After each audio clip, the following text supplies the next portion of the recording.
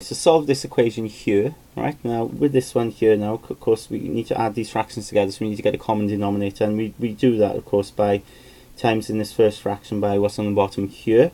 So we have 3x plus 1 on the top, and then on the bottom then 5x minus 2, 3x plus 1. And then the same then with the second fraction, times the second fraction then by what's on the bottom here.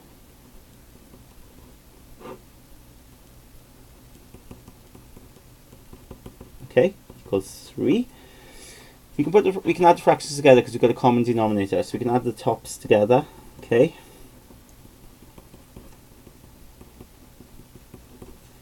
All over then this on the bottom.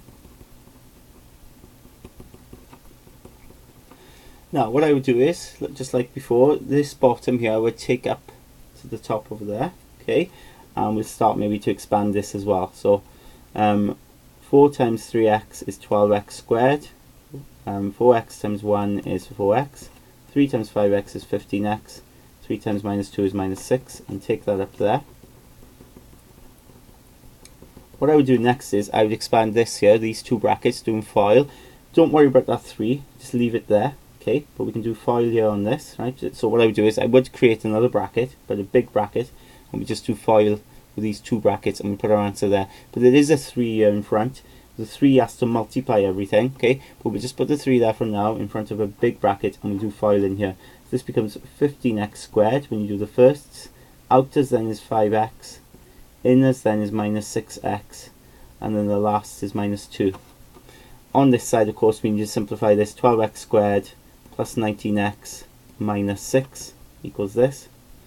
So then 12x squared plus 19x minus 6 equals, now 3 times 15x is 45x squared.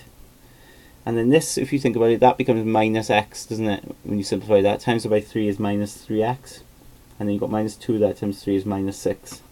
So you've got quite a large values here. Get everything to one side. Now what I'm tempted to do is to take everything onto that side, because you've got 45x squared here. So if I take that over, it stays as a positive. So, you know, if I keep the 0 here, right, everything on this side becomes 0. So I'll have 45x squared.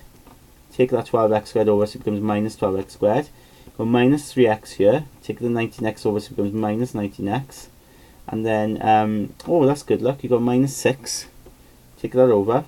It's plus 6. Now they will cancel, so that's really handy. So you end up having then 0 equals, now this is 33x squared. And then that becomes, is it minus 22x? Okay, so that's your answer there. Okay, the minuses disappear. Now what's great about that is when you've got this, okay, you don't have to do double brackets. It's just a single bracket. Because if you notice here, we've got a common factor.